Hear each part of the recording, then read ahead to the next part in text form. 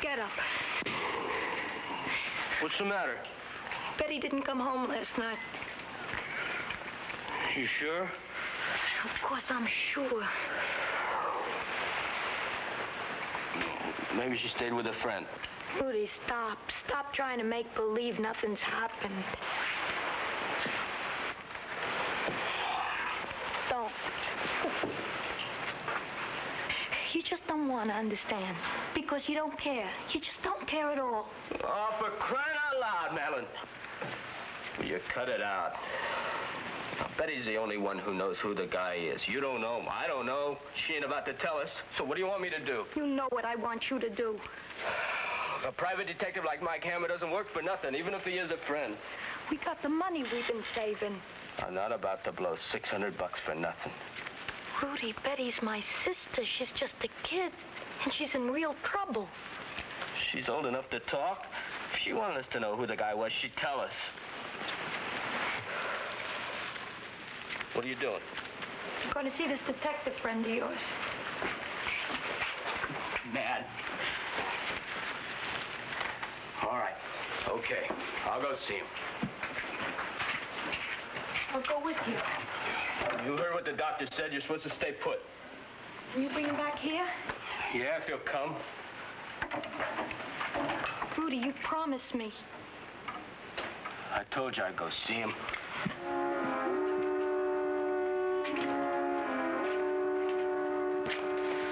Oh, no. How old's your sister-in-law, Rudy? 17. 17. Oh, boy. Yeah, she's been living with Madeline and me ever since her mother died a couple of years ago. Pretty kid. Real knockout. But she won't tell you who the guy is, huh? Yeah, Madeline's been after her ever since she found out about it, but the kid won't peep. She's got a funny sense of loyalty or something. Look, Mike, I wouldn't even bother you about it, but Madeline's been on my back to do something. So when the kid didn't make it home last night, that tore it. Madeline said, if I don't come down here to see you, she will. What happens if I find the guy? I don't know. Ask Madeline, it's her sister. Yeah, I guess I better. Oh, Mike, one more thing, huh? Yeah. About the dough. I ain't Daddy Warbucks, you know. What are you doing now, Rudy? Same thing, herding a cab, Gotham Cab Company. 12 hours a night, 6 nights a week. Sometimes 7. Me and the wife got a little saved up, but... We'll talk about it later. Come on.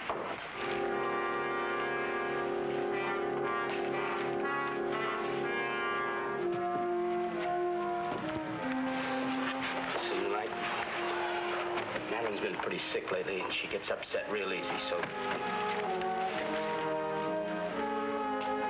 Madeline? Madeline, what's the matter? Are you sick? Madeline, what is it? Betty. What about her? She's dead. He murdered her.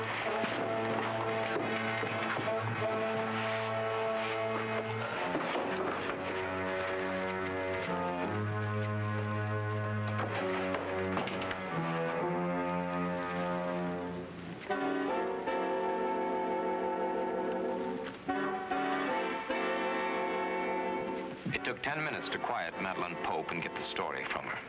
The police had left her just a few minutes before Rudy and I had arrived. Her sister's body had been found floating in the Hudson up at Yonkers that morning. She had died sometime after midnight. Her skull had been crushed with a blood instrument.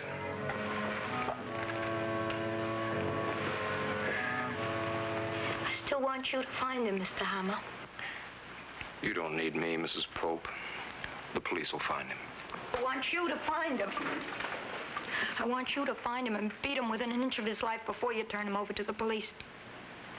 I'll pay you. Honey, the police will find the guy. I want to make sure. Betty wasn't anybody to the police, just a young, wild kid got herself in trouble. Tomorrow somebody else will be murdered, somebody more important to the police than she was. Will you look for him? There's $600 here. Keep your money. Will you look for him? I'll look for him.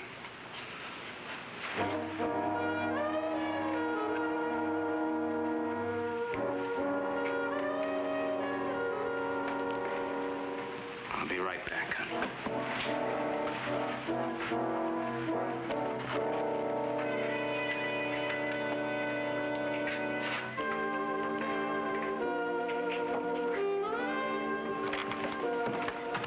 I don't know how to thank you, Mike. Forget it. Where'd the kid hang out? Oh, there's a cellar club off Burke Avenue called the Club Dewdrop. I think she used to go there a lot. Hey, wait a minute, I'll write out the address for you. Yeah. Rough crowd you hang out there? No, I don't think so. They seem like nice kids. Yeah. Yeah, it takes a real nice kid to bash in a girl's skull. Thanks, buddy.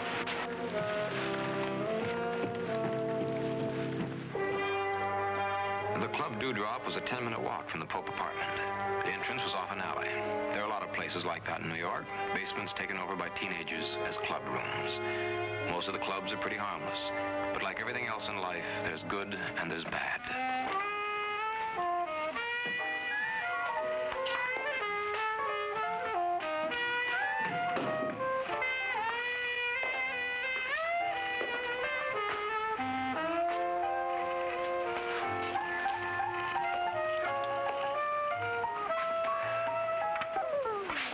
Where is everybody? Stone? Oh, no, wait, Sonny. Wait, don't be frightened now. I just want to talk to you.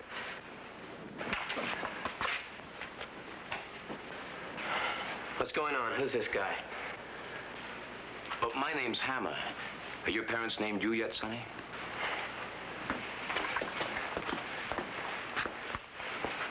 I'm Stone. This is Arch. Stone. Stone, you're a thing of beauty and a joy forever. I'll bet you're a regular lady killer, aren't you? I don't know what you're talking about. I'm talking about Betty Richards. You know her? She's been around, but she ain't here now. Oh, I know where she is. She's in a slab up in the morgue. Somebody bashed her head in and dropped her in the river last night. What? What's that got to do with us? You know her?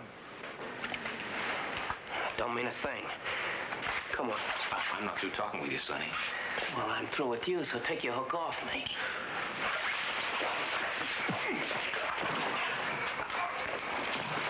Who are you? I'm a private detective hired by Betty's sister. Now, let's start talking about Betty Richards, huh? What do you say, gents? Oh, look, mister, we don't want no trouble. Betty used to come down here, but she'd never stay long. She'd just have a few dances and then take off. Ain't that right? Did you ever date anybody here at the club? No. Did you ever mention she was meeting anybody afterwards? Not to me, but she wouldn't tell something like that to a guy. Maybe she told one of the girls. What about Donna? Let's leave her out of this. What about Donna?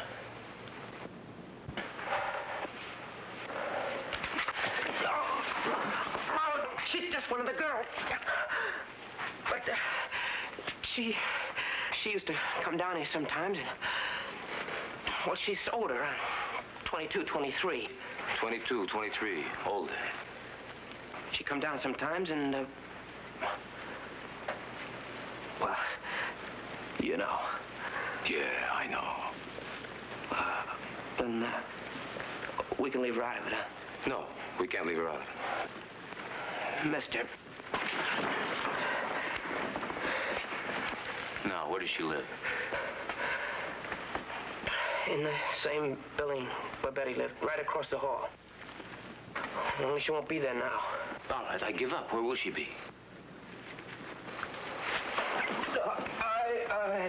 She works at a beauty parlor down the street, around 3 blocks.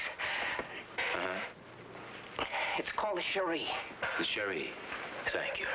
Thank you very much. Oh. Sorry.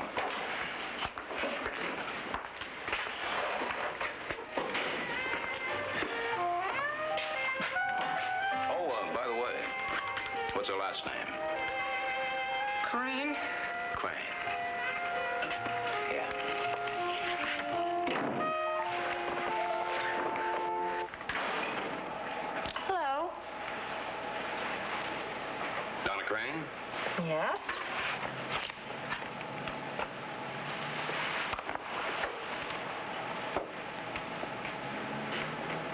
private detective? And a good friend of Madeline and Rudy Pope's.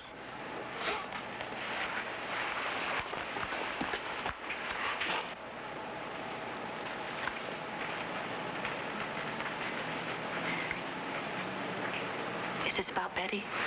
What do you know about Betty? I heard about it on the radio this morning. Why did Madeline and Rudy send you to see me? They didn't. I heard about you from a couple of the boys of the Dewdrop Club. What did they tell you? Well, they left the impression that you weren't exactly the house mother around there. I got a customer under the dryer. She won't shrink. What do you want to know? What can you tell me? Nothing. You know about the mess Betty was in? Madeline told me. She asked me if I had any idea who the guy was. Do you? No. And look, Mr. Hammer, if you're really a friend of Madeline and Rudy's, you'd be doing them a favor if you forgot the whole thing. I thought you said you didn't know anything. I don't. Well, you can make noises like you do. So sue me. Listen, I'll lose my job. See? Okay, then talk. All right. Just a minute. Betty mentioned a name once. Just a name and just once. What was it? Freddie. That's all. Just some guy named Freddie. Freddie, huh? What'd you say about him? Just that she went for him. Come on, you can do better than that. That's the gospel, I swear it. Is this Freddie somebody who hangs around the club? I don't know. Now leave me alone. Just Freddie, huh? Freddie, that's all. That's all. That's something, isn't it? Hello. Yeah, that's something, all right. There's only about 100,000 guys Yes. named Freddie in New York City. 3 o'clock on, All I gotta do is find out which one it is.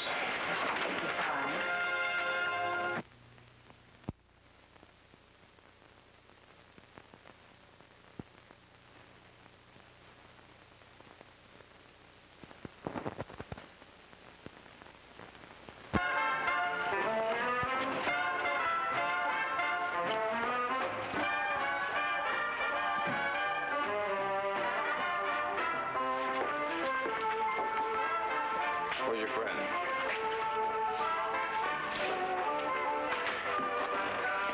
Sonny, I'm talking to you. Muscles, where is he? Why don't you leave us alone? I haven't done anything, and neither has Stone. Stone, yeah, that's right, Stone. What's his first name? Why? Why? What is it? All the guys in the club call each other by their last name. It's a rule. Oh, it's a rule. Well, in my book, that's no answer. So what's his first name? Paul. Paul. What's yours? My name's Bill. Bill Archer. Well, Billy boy, do you know anybody in this club named Freddie? You sure? Yes. You know, I'd hate to think that a nice boy like you would lie to me, Billy boy. Huh?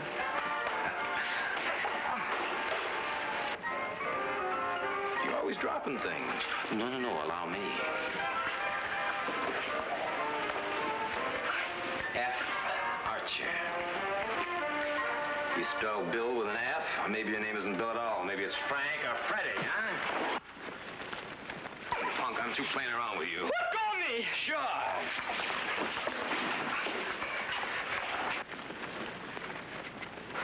Leave him alone or I'll let you have it.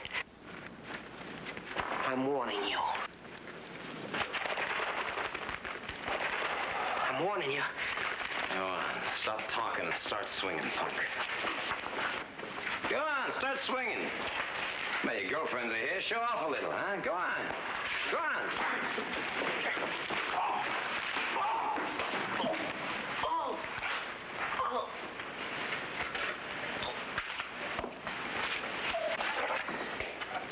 All right, go on, get out of here, will you? Beat it. Go on home to your mothers. And shut the door. No, not you, Freddie. No, you stay right here. Now, you start talking about Betty Richardson, don't you stop till I tell you to. I didn't have anything to do with her. Honest. Oh, you didn't have anything to do with it? Well, then how come Betty mentioned your name to Donna, huh? I don't know. I didn't talk to her, dance with her, or anything. Can't you see he's telling the truth? Well, maybe your eyesight's better than mine is, Tiger. Now, let's start talking. Wait. If you want to know something, Dad, I'll tell you something. Be my guest. Sit down.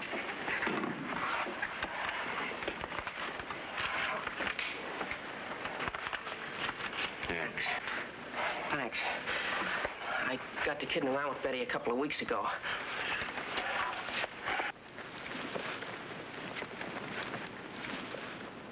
Here. She was just coming out as I was coming in.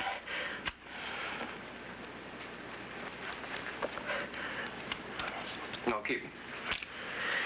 Well, I grabbed her and I said I wanted to dance with her, and she said no, she couldn't. She had a date. So, I said I'd settle for a kiss. Just kidding. Yeah, sure, I know. Well, when I tried, she belted me one, and, she ran down the alley, and I ran after her. I wanted to apologize. I didn't want her to be sore. Yeah, I'll bet. I can imagine. No, she goes down the street to the corner of Burke and Gray Bar. And what does she do there but hop in a cab? Yeah, and then what? Nothing. What do you mean, nothing? Until the other night, Wednesday. Hmm. I was in my old man's car, and I was cruising around, and I see Betty at the same place, Burke and Gray Bar, getting into a cab again. And, I got nothing better to do, so, followed the hack. Yeah, and then what? Uptown, clear to 42nd Street. And then what? Well, she gets out of the cab and goes into a hotel. What hotel? I forget. Boy, here we go again. I remember. The Regal Arms. The Regal Arms.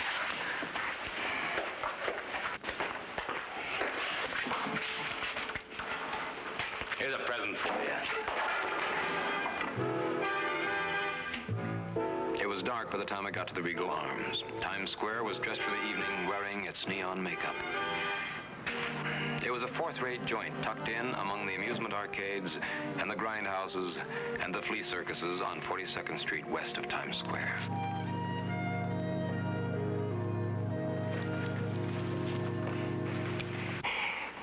I can tell you ain't no art lover, are you, mister? Here, Pop. You like pictures of pretty girls so much. Take a look at this one. You know her? Cop?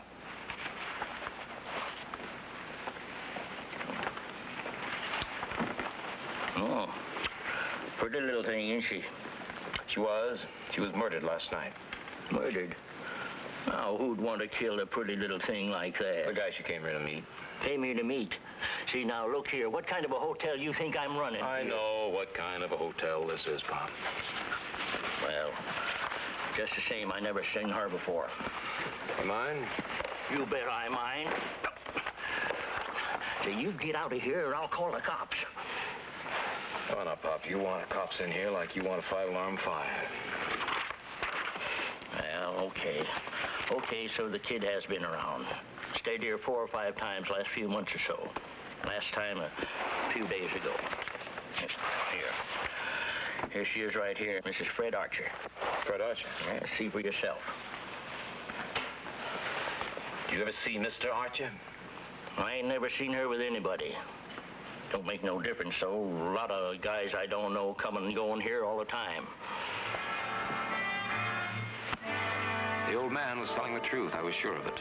I was also sure that although she had used Freddie Archer's name, the kid wasn't the guy she'd met at the hotel. Using Freddie's name had been just a bad joke. So I'd run up another blind alley. The only way I knew to turn was to Donna Crane. I had the feeling she knew more than she told me. I called her and asked her to meet me at the Club Dewdrop. Thought you might like a cup of coffee. Why, thanks.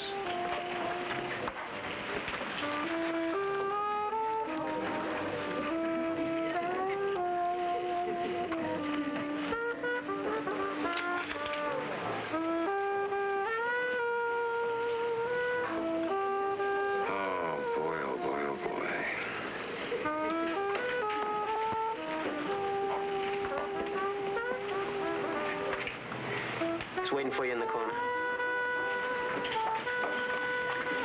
Got here as quick as I could. I'm sorry I called you now. I think I've already found out what I wanted to know. Sit down. What's that?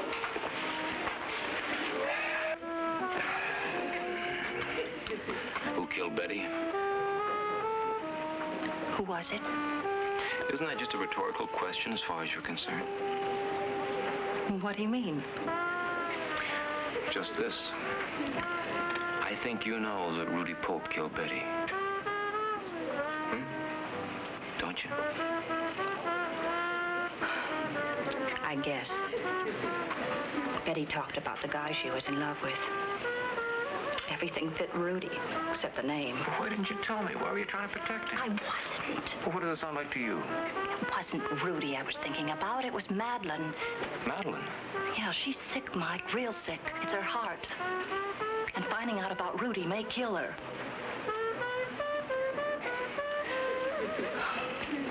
Madeline's a wonderful person, Mike. I know. A couple of years ago, when I was sick and broke, she took care of me like I was one of her own. Me and nothing. She took care of me. You can't hurt someone like that, Mike. I got no choice. What if you're wrong about him? Oh, how I wish I were. But I'm not. Look here. Matchbook in the Regal Arms Hotel. Rudy gave it to me this afternoon when he wrote down the address of the club in it. Why did he have to kill her? Betty loved him, and Madeline never would have known. Oh, yeah, she would have found out somehow, some way, sooner or later. I think Rudy knew that. I couldn't face it. That's why he killed Betty. But well, Betty's dead, so what's the good to stir up a lot of filth and dirt? Well, honey, that's why I like being a private detective. You see, I don't have to answer the questions. I just have to ask them.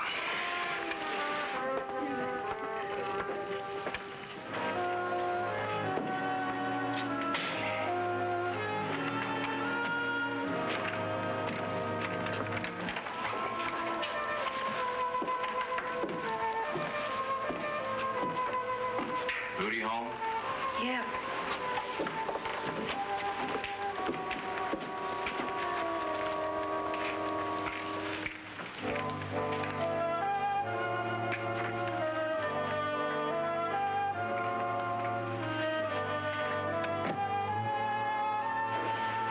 All right, Rudy, let's go. You know, don't you, Mike? Yeah, I know. Yeah, I thought you did. I've been following you. I saw you going to the hotel.